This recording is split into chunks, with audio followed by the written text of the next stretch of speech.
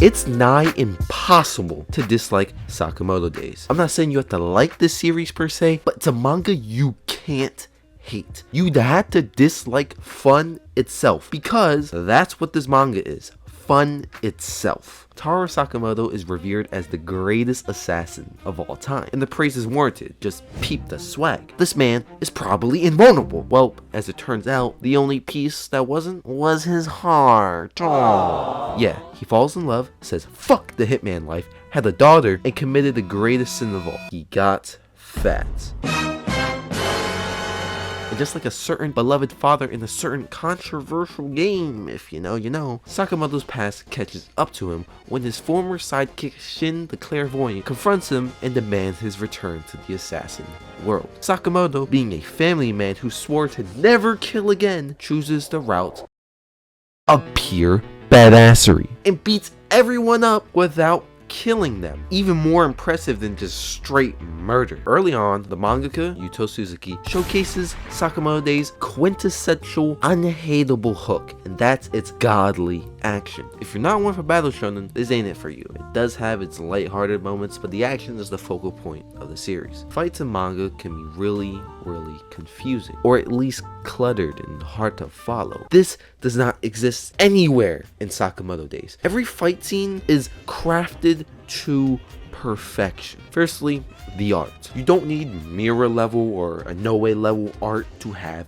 good art. And good art, Sakamoto Days has. Panels often have a shit ton of stuff depicted, and yet they never feel cluttered or visually distracting, especially in the heat of the moment, where it seems like Suzuki perfectly balances foreground and background, presenting a lot of detail but never overdoing it to a point where it takes away from the main focus of the scene. And the main focus of the scene is fire. I mean, just look at the swag, the flames radiating from some of these panels. The simplistic art style, coupled with its oh so satisfying portrayal of impact, makes for buttery smooth motion. Manga does not have literal motion, a fact I hope everyone here knows already, and because of that, there's a small pocket dimension between the panels and the gutter, which is entirely up to the reader's imagination. When my eyes switch from one panel to another in the series, I see an entire fucking multiverse. It's like 100 frames of the smoothest motion between these panels. It's fucking mesmerizing at times. Going back to the fight scene I was talking about, I can literally see Sakamoto long jumping his ass to these dudes and slicing these two with his left knife and getting the hit on the dude on the right with his right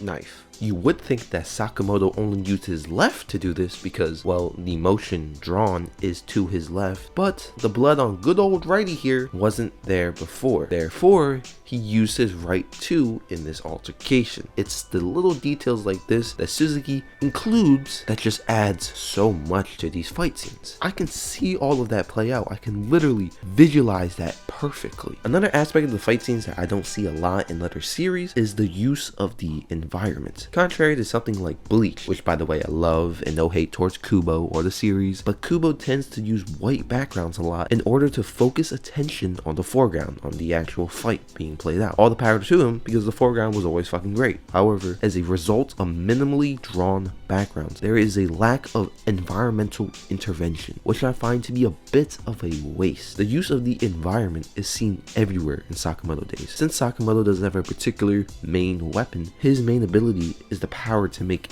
anything into a weapon, i.e. the ultimate user of everything around him. Going back one final time to that sample fight scene, what do you suppose he does against a gun aimed at him point blank? Well, of course, he dismantles the fucking gun on the fly and smacks the shit out, bro, so hard he's left completely lost. Next up to bat is a motherfucker trying to sneak him, but with his dad status comes eyes in the back of his fucking skull as he swiftly disarms him with ease. He then takes his knives and performs the panel I showcased before. That is just so fucking cool, bro, using their own weapons against them. But the characters who do wield weapons and equipment are just as cool. This dude uses a pair of hammers, which sounds sort of mundane and gimmicky until you realize he's incredibly badass with them, literally decapitating dudes. What about this innocent, skinny ass girl? Well, she wields the unique...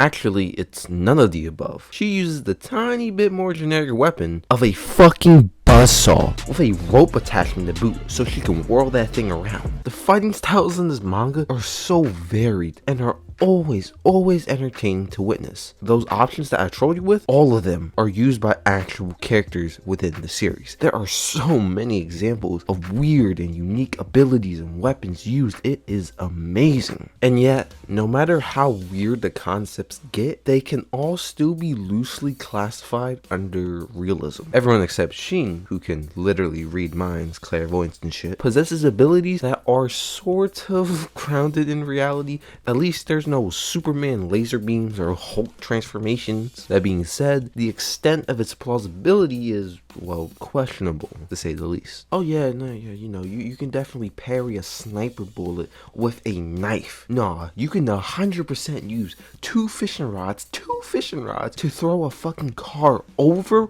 and behind you. Now that's light work, One of my favorite examples of these types of ridiculous feats is this person using a grenade paired with a wheelchair to propel herself through the fucking tunnel, riding around it like on some Tony Hawk trick shot shit, bro. Who thinks up of that? And I'm not even talking about the characters. I'm talking about Suzuki, the mangaka, who consistently thinks of the coolest shit ever to put in this manga. The choreography, the concepts, the execution. I mean, these are just legendary moments of action in the entire fucking medium. Despite the intensity of its fight scenes, I personally was actually sold on the characters and the overall comedic and lighthearted slice of life aspect of the series. Sakamoto is a character who very much prefers action over words. Combined with his godly capabilities as an assassin, he often comes off as emotionally distant and aloof, like a cold-blooded killer. But an entire chapter is spent on his desperate attempts at obtaining a backpack for his daughter. Sakamoto gets his hands on the only one in stock, causing the nearby grannies